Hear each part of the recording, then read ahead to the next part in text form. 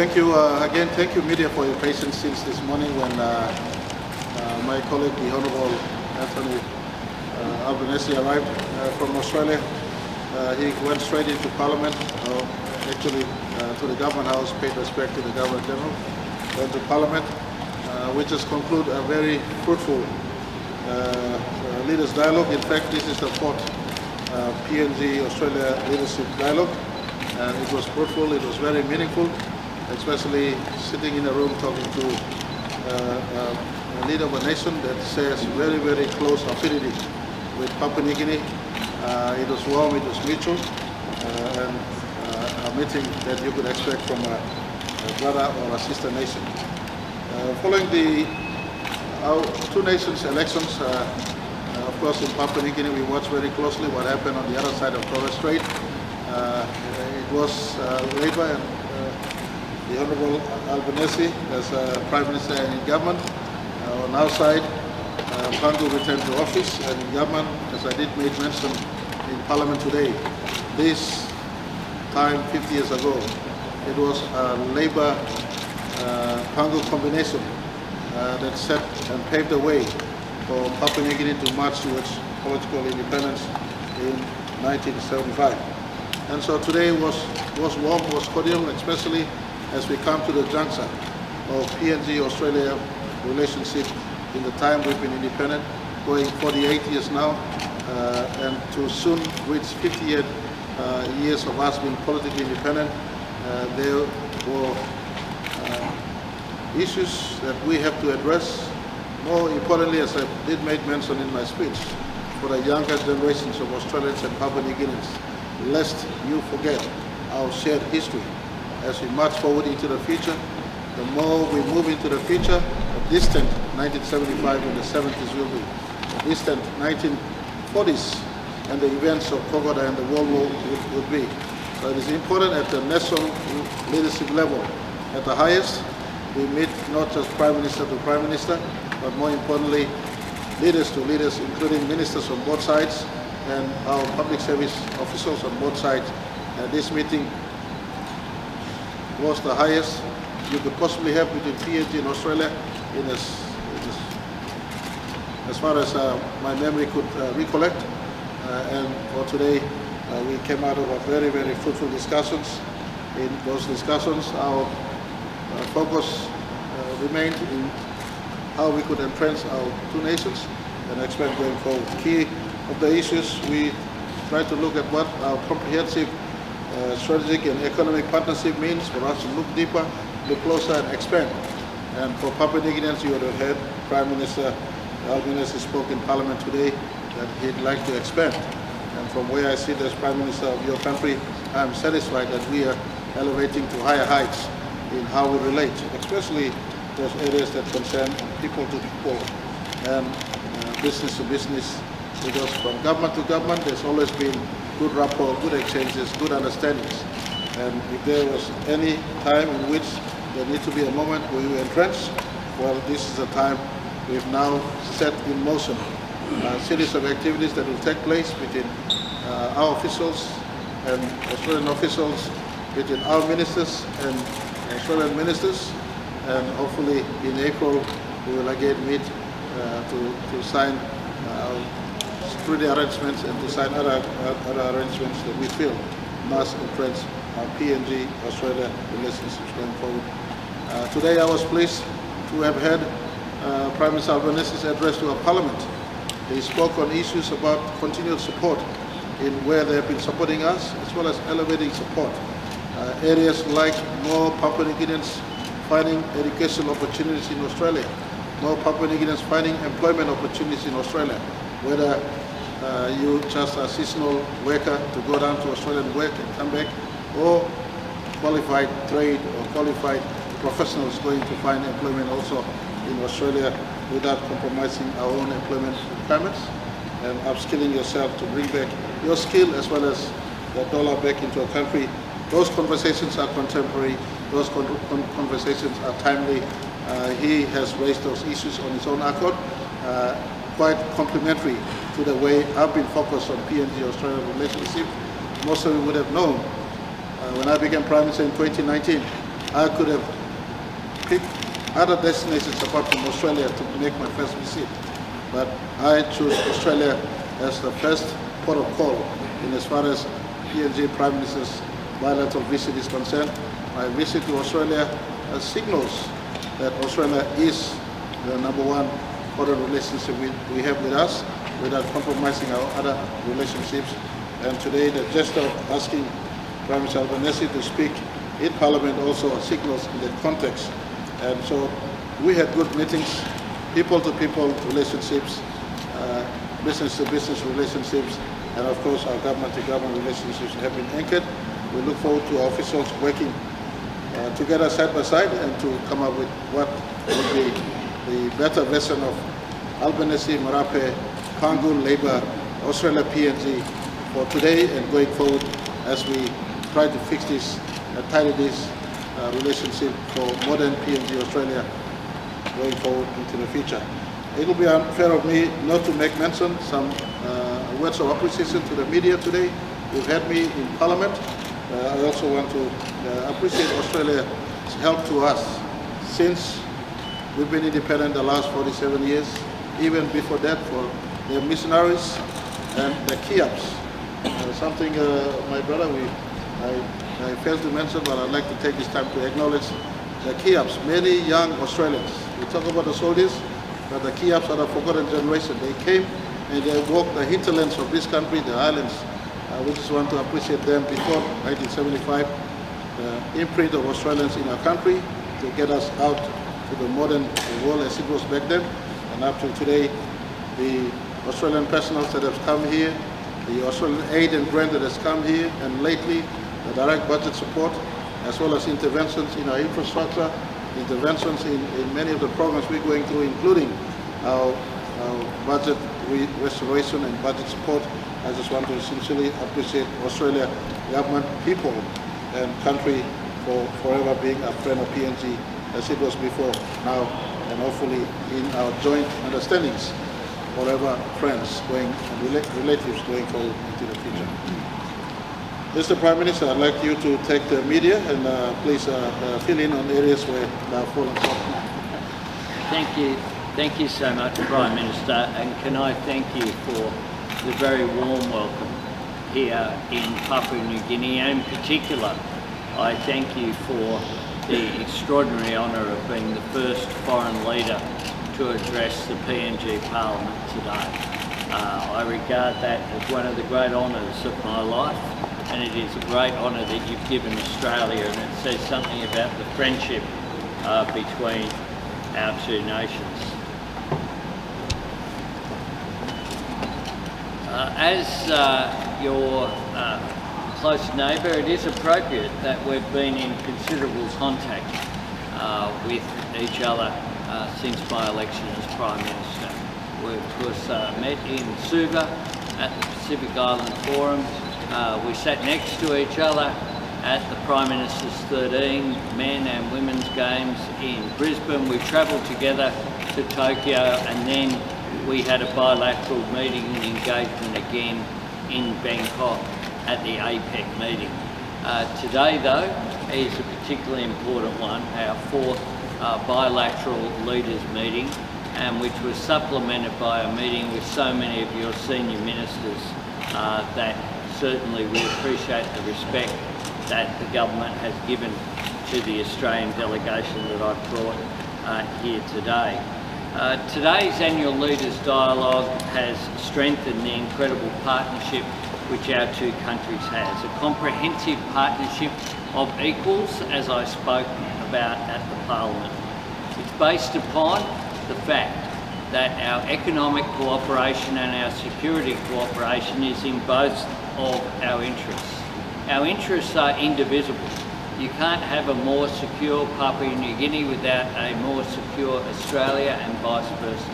We have an interest in increasing our trade and our economic relationships, and Australia has a direct interest in supporting the economic development and lifting of living standards here in Papua New Guinea.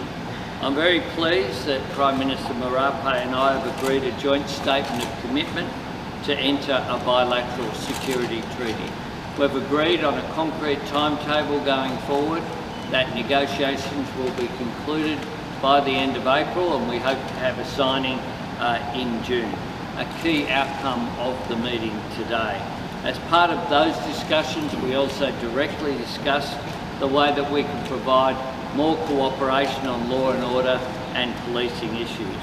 We've recognised that our work together to build major ports, roads and electrification projects across Papua New Guinea are important, and we will examine potential new trade agreements, including how we can work together to expand PNG's agricultural production, including providing further support for biosecurity issues here in PNG. There are now more than 1,000 Pacific Labour Scheme workers from PNG in Australia, and we support Prime Minister Marape's ambition to deploy some 8,000 workers to Australia. Today we spoke about that being not just in agriculture but in the care sector as well. That is in something that brings benefit to Australia, providing skilled labour and non-skilled labour in areas of need, but it also provides economic assistance to Papua New Guinea as well. I'm pleased that Papua New Guineans will have the opportunity to move with their families to Australia under our new Pacific Engagement Visa. That was a clear commitment that we gave at the federal election, and that commitment is being delivered along with other commitments we made prior to my election in May of last year. We agreed to a reciprocal work and holiday visa arrangement from the 1st of July 2023. Now, apart from economic enhancement, security enhancement, we also have spoken about cultural enhancement between us and just people-to-people engagement as well. Now, one of the areas where that's important is in the area of rugby league. As I told the PNG Parliament when I had the great honour to address it today, I want to see a PNG-based team participate in the NRL, and that's something also that we can work towards. 2025 will be an important date for Papua New Guinea, but it will also be an important date for Australia, and the relationship between the party and government that I'm proud to lead and Prime Minister Marape's government. It was tomorrow I will travel to Wewak to pay tribute to Samare and to sit down and to talk in one of the regions of the Papua New Guinea that is so important historically. The leadership and PNG's rise to independence is very important, very important. It's something that since then we've been building the relationship, but I'm very confident that in the next couple of years we will build an even stronger relationship between our two nations. We're happy to take questions. All right, thank you. We're happy to take questions from anyone. As you would have heard from my brother, the Prime Minister, we outlined what was discussed, but this is work in progress for us as we move forward into a shared future. Any questions from any one of you, please? 4 questions. We could do 5, but 2 from the Australian side of Torres Strait and 2 from Albanese side of Torres Strait. Is that okay?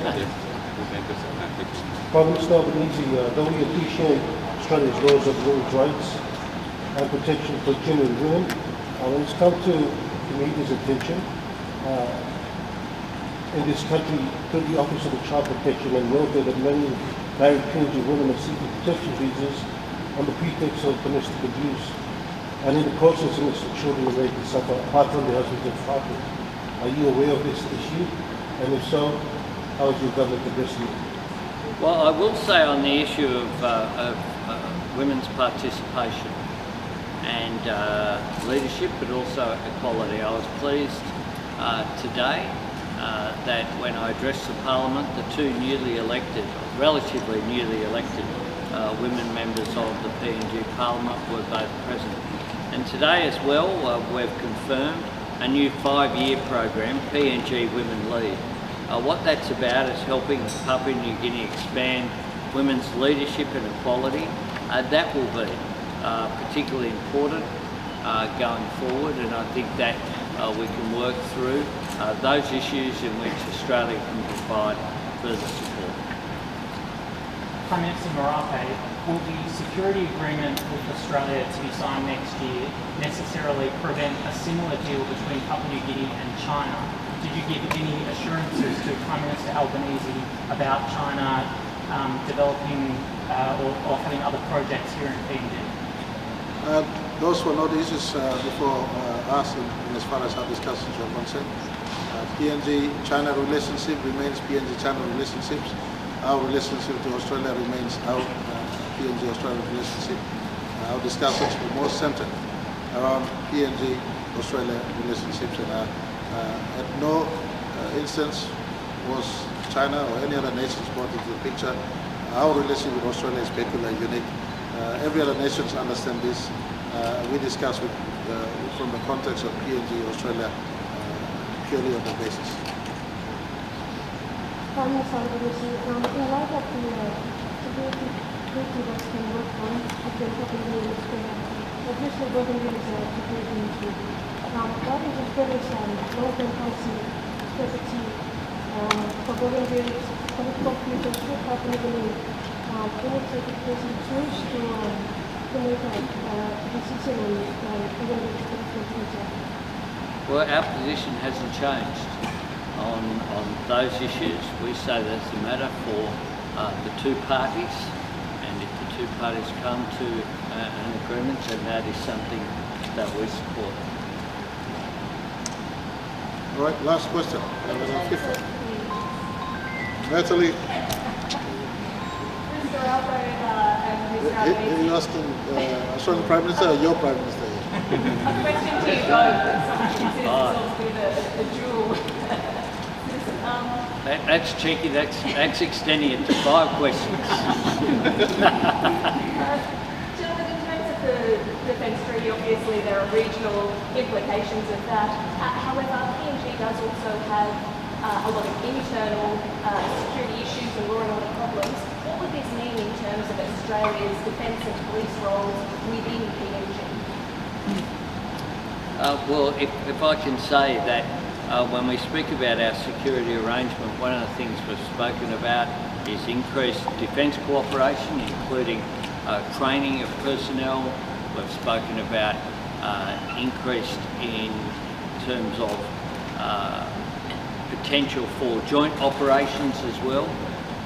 For other issues, one of things that both of our governments have done recently is establish anti-corruption commissions, both in PNG and in Australia.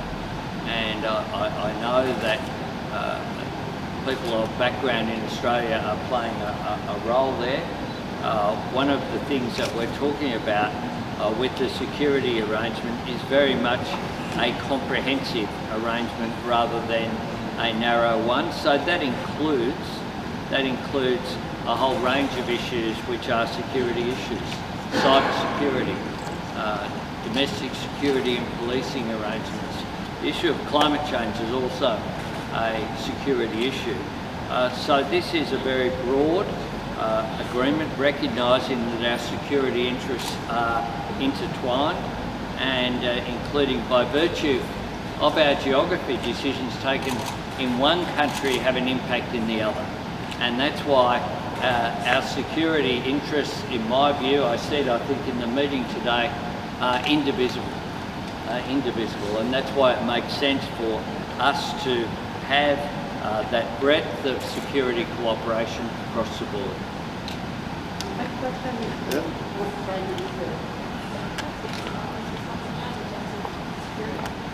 Yeah, no, we live in a shared region, shared environment, shared ocean.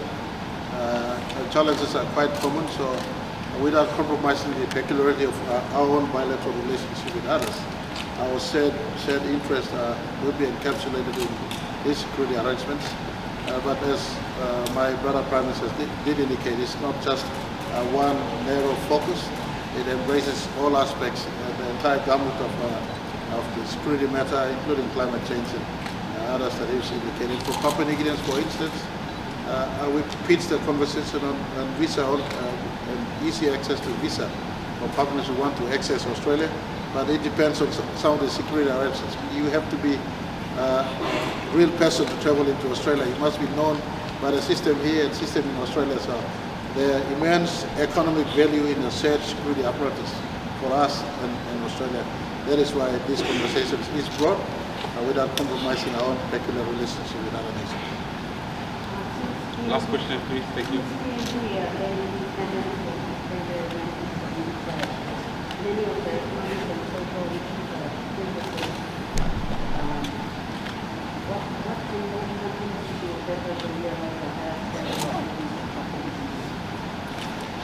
Well, I'll answer this question and if my daughter could help, but the major focus of our conversations today, and as it has been in the last few years, has been on economic empowerment of our country. You would have heard from Prime Minister Albanese's address to our Parliament today. He wants to buy more producers from us. He wants more Papuans to be educated and work, also find employment in Australia. These conversations are geared towards adding value to the economy and strengthening the economy. It is now a known fact that if PNG is weak, it's a weaker region and an exposure to Australia. So it is in their interest also, as well as our own domestic interest, that the economy is stronger, strengthened going forward. That realization has matured. Under this Labour government and Pangu governments, we are working towards strengthening our country so the economy is pitched higher. Today, the greater conversation was on economy than security and other issues. And if I could put it in that. Thank you, Prime Minister. Look, I came to Port Moresby this morning with a positive outlook about the future of Papua New Guinea. And today, this afternoon, my view is even stronger. We live in the fastest growing region of the world in human history. That presents an enormous opportunity for us to, if we're capable of just seizing it. And today I've met with not just the Prime Minister, but the Treasurer, the Finance Minister, the Trade Minister, and their outlook is one which is one of a common interest that I share. That we need to seize that opportunity, and we seize it by investing in infrastructure and investing in our people. So investing in capital and investing in labour, to put it in those terms. And if we invest in labour, and one of the ways that we can do that is by providing increased training opportunities in Australia for Papua New Guinea citizens, increased opportunities for people to get visas, come to Australia, get skills, commit and make payments back here to PNG that assist with development. If we do that, if we develop industries in ways in which we were talking today about ministers were talking about value adding. It was a conversation that could have been had in Australia as well. How we not just export the agricultural produce and other produce which is here and then import it back when greater value has been given, but how do we make the PNG economy more resilient? Now, I'm trying to do that in Australia. Prime Minister Marape is trying to do that in Papua New Guinea. But we have a common interest, both of us, in our nations being successful because we are so linked. And I'm very, very positive about the future here in PNG. This is a great nation which is approaching 50 years of independence, and one in which Australians, hopefully one of the things that today's about is sending a message to Australian business as well. We want you to invest here.